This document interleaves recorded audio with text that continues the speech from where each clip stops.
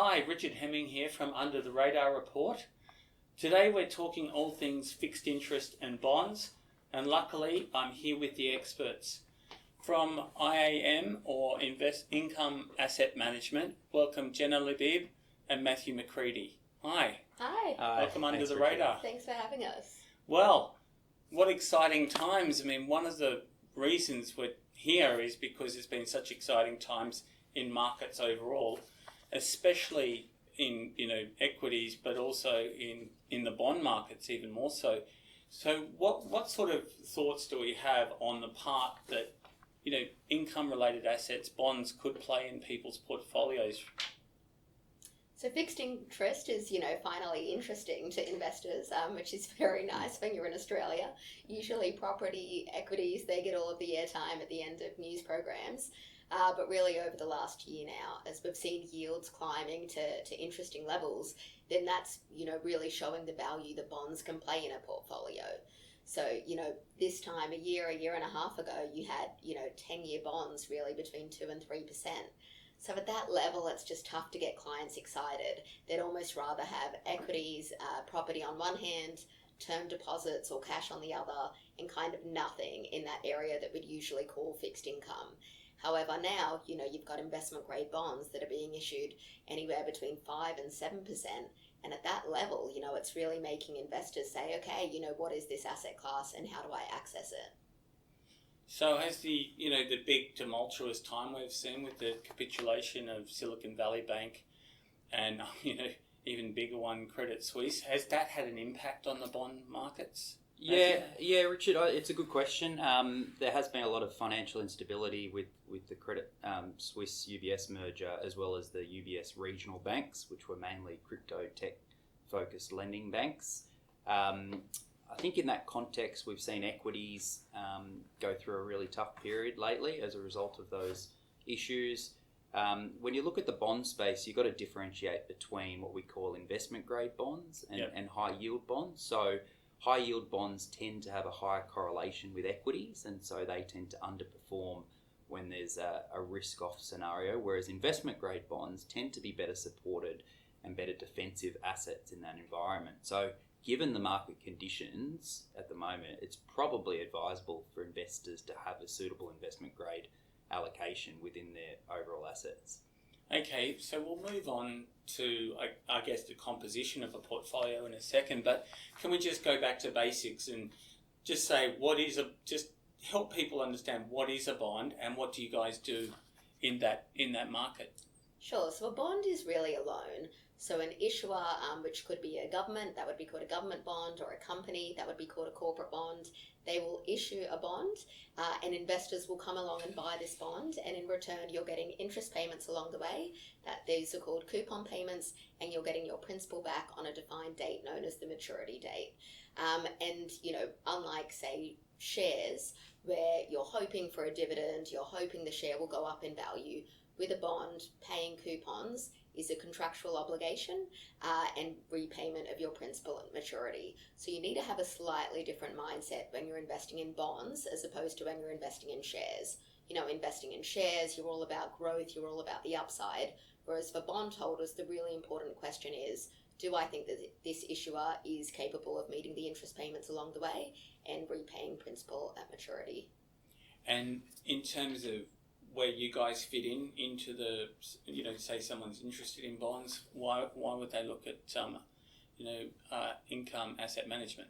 So most bonds trade what we call over the counter. So it's not as simple as, logging into your CommSec account or your NAB trade or whatnot and buying OTC bonds. That's why you need a bond broker like IAM in order to access this market. So, the prices, volume, depth of orders, that's not all up there on a wall like the ASX for everyone to see. So we almost operate as our own mini exchange where we know the buyers and the sellers in the market, and we're matching those. And unlike traditionally when you needed to buy bonds in 500k parcels, we can break that up into parcels of $50,000. Right, $50,000, right. Exactly, and that's important because, like anything, you want diversification. And so if you need to buy each bond in a 500k parcel, hard to diversify. Yeah. Whereas if you can have a portfolio of 10 bonds in 50k parcels. Like the elephant in the room, I guess, underlying everything we're talking about is inflation. And one of the bonds that I've always been interested in is inflation-linked bonds. What are you advising people to do in relation to inflation-linked bonds versus sort of normal bonds? There are actually three kinds of bonds. Inflation-linked, as you say. There's also floating rate notes and fixed coupon bonds. Okay. So maybe to quickly cover them off, fixed coupon bonds, the clue is in the name. So they'll pay a fixed coupon. Yep. For example, CBA issued a couple of weeks ago, fixed coupon of 6.704%. They'll pay that each year via 2 semi-annual coupon payments until its call date in 10 years' time. Now, it doesn't matter what rates do in the next 10 years, whether they go up, down, sideways, that 6.704 coupon will not change. Yep. The thing that will change is the price. So these bonds have a big sensitivity to interest rates. As yields are going higher, then the price of this bond will come down. Yep. And the inverse is also true. Floating rate notes, however, so these pay a margin on top of a benchmark known as the bank bill swap rate. Yep. And so they're very good to have in a rising interest rate environment because the coupon gets reset each quarter. And so, as well as having inflation-linked bonds, you can also use floating rate notes in order to, hedge your portfolio against the impact of inflation. They sort of are sort of inflation-linked in a way. But what's the inflation-linked bonds? So there are two kinds of those, which are capital indexed bonds and indexed annuity bonds. And we do provide access to these. So one is a Sydney Airport 2030 inflation-linked bond. Right. And so then that's directly linked to CPI rather than, the 90-day BBSW that I mentioned. And you're saying, with that portfolio that you were saying, the 10 bonds, would you just have kind of an even mix, or would there be more sort of predilection at the moment towards I think it's other? important to have a mix of those three types that Jenna's just mentioned. Look, a year ago when people were worried about inflation, and we have seen inflation rise, but we're reaching a point where inflation is probably peaked and we're kind of more on the downward trajectory from here, right? So in that environment, floating rate notes have been good, especially in that environment of rising inflation. Floating rate notes are not a full hedge, but they're a partial hedge because the coupon will go up, as Jenna's mentioned, with the BBSW rate. And so as interest rates rise, that coupon gets readjusted. But at this juncture in the cycle, I think it's probably appropriate to look at still fixed rate bonds alongside inflation and floating rate notes, because we're nearing the end of the kind of cash rate rises globally from a lot of central banks.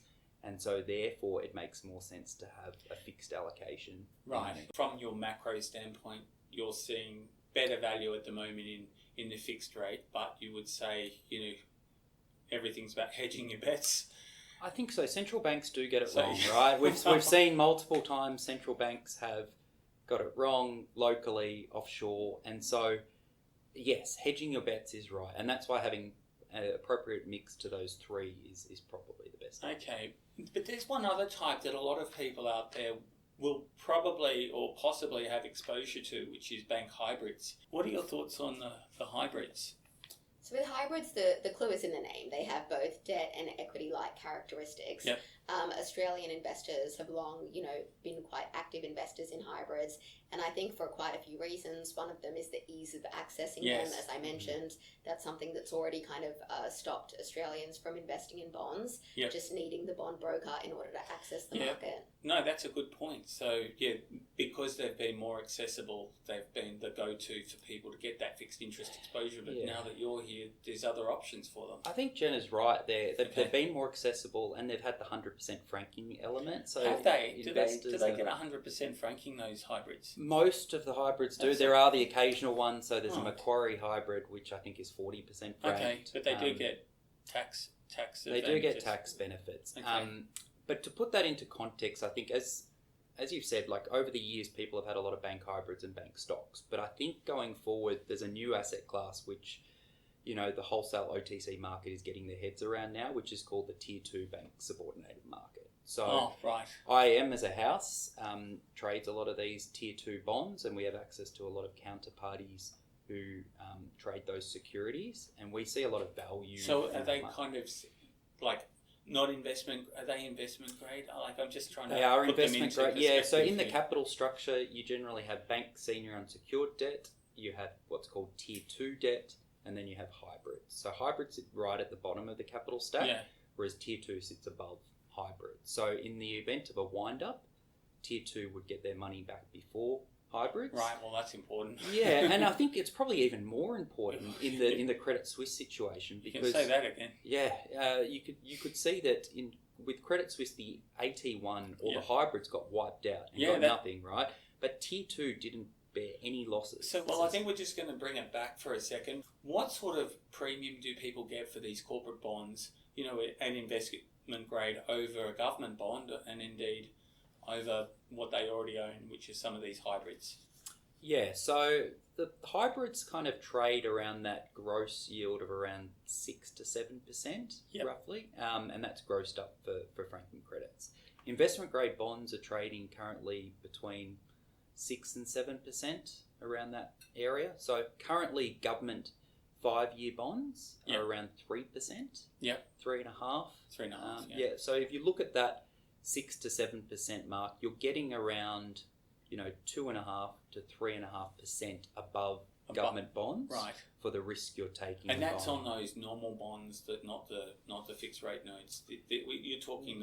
Talking about, when I talk about corporate investment grade bond, I'm talking about corporate bank Tier 2 bonds, but also corporate investment grade bonds via issuers like, I'll give you some examples: Origin, AGL, Transurban, WestConnect, Woolworths, Coles, those sort of corporate household blue chip style names.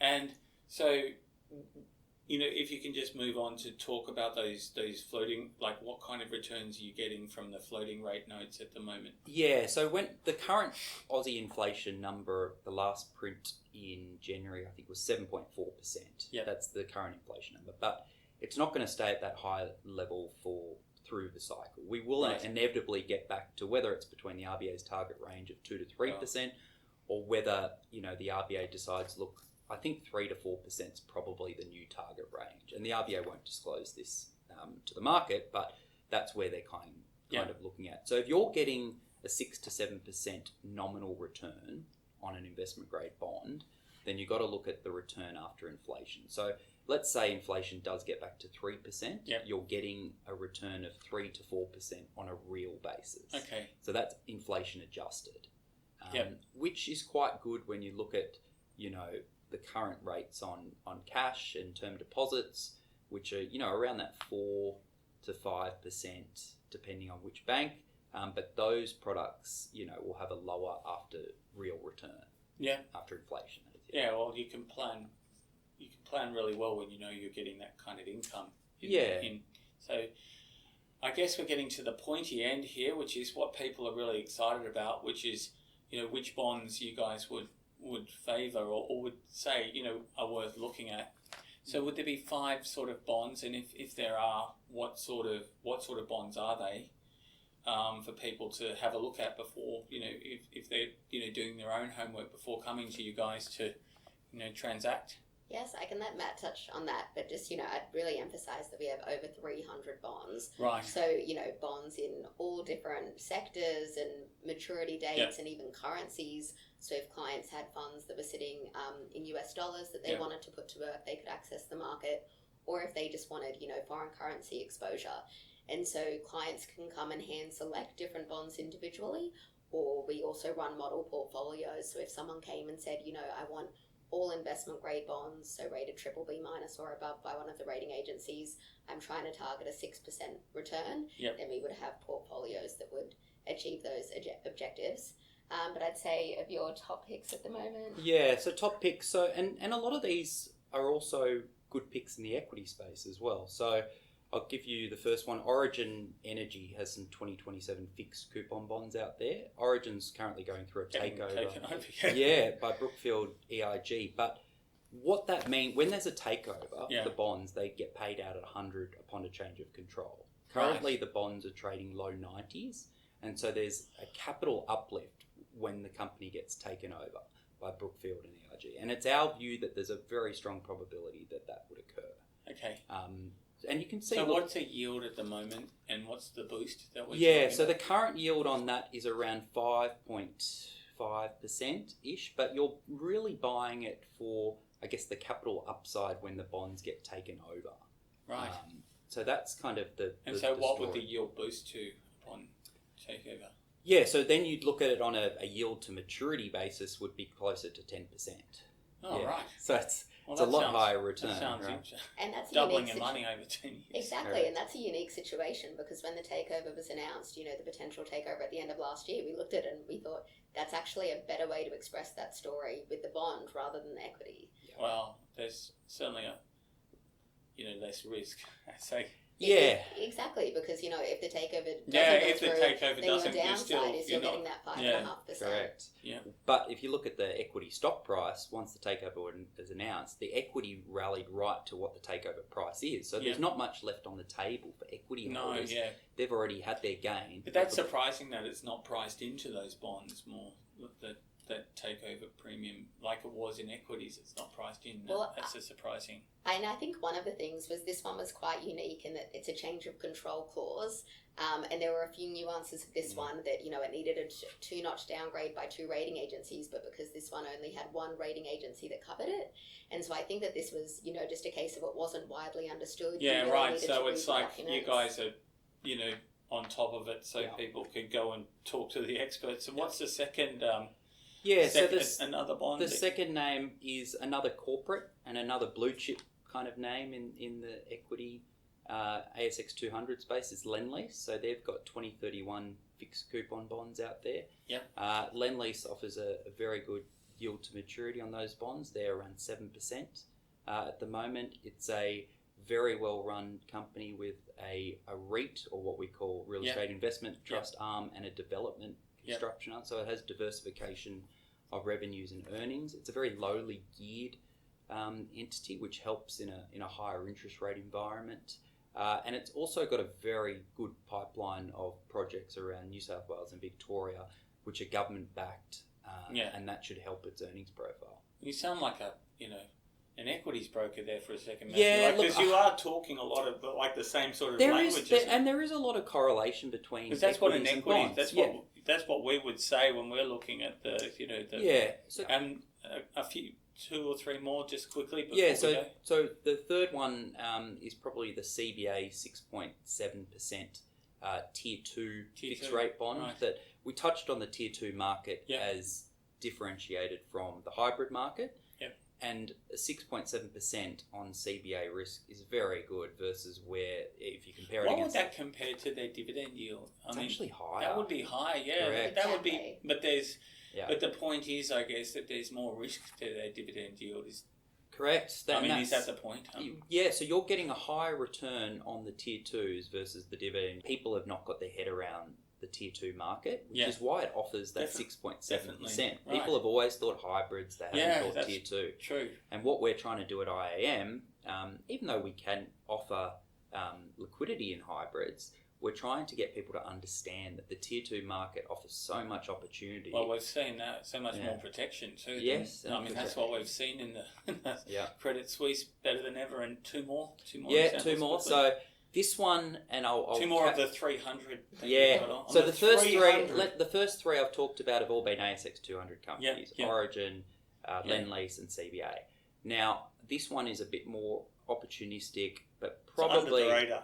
It's no, it's definitely in the radar. Okay, That's in the radar. That's On the the radar. Rob. I see what you. Yeah.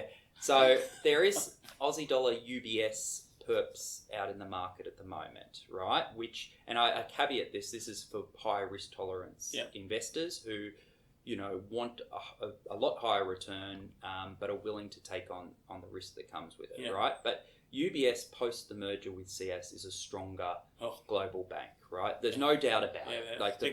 I saw the smile on the UBS head's face. I could tell you he UBS have done very well out of acquiring Credit Suisse. But again, what that's meant is from a Swiss banking landscape, you've really got UBS, which is the big retail bank, and the Swiss government and Swiss regulator have really provided liquidity measures to backstop that banking sector. And I think they'll keep this in motion for at least until the banking sector solidifies and stabilises. So that provides an upside for the UBS perps, which What do they stand for, perps? yeah, so that's a good thought it was question because acronym I or always something. sorry there's a lot of abbreviations in banking. Perps means a perpetual security. All right, so it's not like a perp walk or anything Well, like that. it just means that the company could have that funding in place forever, in perpetuity. Right, in perpetuity makes more sense. Yeah, to but me. there is actually a call date on Right. those securities. So they can call those bonds 27th of August, 2024. So basically next year. Okay.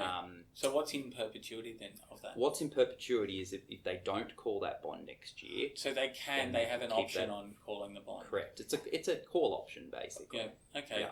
And last one, I think we're up to the last one. Yeah, last one. So I've provided 3 blue chips, one for the kind of the higher risk takers. Yeah, definitely. The last one I would look at is probably more a local domiciled coal-based player. So they're Newcastle Coal Investment Group. They've got bonds. Oh, well, that's an interesting... Well, that's one we wouldn't have... Yeah. Yeah, so this is under the radar because it probably excludes a lot of ESG-specific style investors Right. who have mandates which are linked to coal. So it's under the radar from the point of view it's being mispriced as a result of the investor base who kind of have a bit more of a longer-term view on coal. Now, the reason I like the structure is that it's got take-or-pay contracts with a lot of the big miners in Australia, so BHP, Peabody, Whitehaven Coal, Centennial Coal, and these coal miners have made pretty good profits over the last year, and you can see with the ASX 200 releases, Whitehaven had $2 billion of cash just sitting aside because coal prices have been very high and their margins are very high on the back of running a low cost base, right? So I think the Newcastle Coal fixed rate 2031 bonds, which have a coupon of 4.7%, a good value there. They've got a yield to maturity of close to 8%, I think, at the moment. Well, that's not surprising considering, it's literally like a fossil fuel. It is, but I think the key thing to note is that we still will be relying on coal for the next 5 to 10 years. Yes. We are moving to renewables. There's still So what was the term to maturity again? Yeah, so it's a 2031 bond. 2031, right. Yeah. So that's still a while. That's a while away. It is a while, but I think the export profile for coal for Australia is still very good. China has now removed all bans on import of coal as of last week, which has also helped the Australian coal export market. And the counterparties in that structure are still very first quartile, good margin. Yeah. And I think if there's one thing that Matt's, 5 choices have shown is just the choice out there when it comes to bonds. It's a huge market. Hybrids are only 5% of the corporate bond market in Australia. Exactly, which is why I think in the final question is interesting because like a lot of people, they might think, I want to get more fixed interest in my portfolio. Maybe an ETF is the way to go, the low cost option. What would you say to dissuade them from that and say, no, this is a better option than an ETF? There are definitely, benefits to ETFs, managed funds, directing in bonds directly. One of the main, fundamental characteristics of bonds, probably, the most important characteristic maybe is, the maturity date. Yes. Because that maturity date gives you the ability to, plan your cash flows and know the return that you're getting. Yeah. And when you invest indirectly through an ETF or a bond fund, you don't have that, maturity until you sell and just take the, unit price at that time, which isn't known. And a lot of investors that are coming to us, they are really relying on that certainty of cash flows. One of the benefits of ETFs and bond funds is diversification. But as I said, because of our minimum parcels, it really is, possible to get diversification. And you can get them in and out easily, I guess, because that's the ease of ETFs is you can get in and out easily, but they've got that same facility. So often liquidity is a function of issuance size. Yeah. That CBA that we've been talking about, that 6.704, that was a monster. It was a $1.75 billion issuance. Right. So, we buy and sell that every day. Right. The other problem with ETFs and bond funds is they're very rigid in the strategies that they offer. Now, if you look at a lot of the bond funds last year, they had a very poor year because of duration.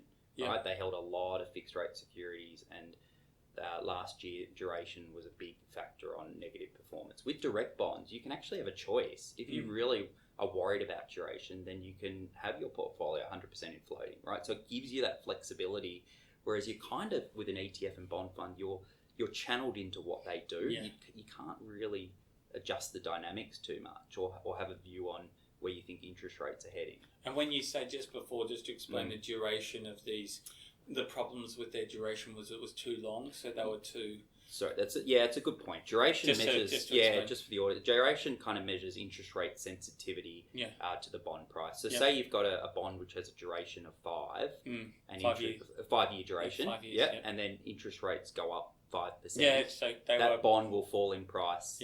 By and these 5%. were long duration, so they were terribly sensitive. So the bond funds were running pretty long duration, so they were sensitive to that. And I'm sure, talking with you guys, and people can take this, directly to you guys, you will give them a lot more information on duration and what part that can play in your portfolio, because that's like a whole nother subject. I would say for us, one of the main parts of our job is education. We've spoken about it, but bonds really are a new area for a lot of Australian investors. Yeah. And so, you really do need to get comfortable with something before you invest in it. So, we explain running yield, yield to maturity, coupon, and all of the different terms. Yeah, so at Under the Radar, our big thing is taking control of your financial future. And that's what I think these guys at IAM represent. And it's great to have them on board. So thank you for joining me today on Under the Radar Report. Thanks for having us. Thanks for your time. Yeah. Thank you.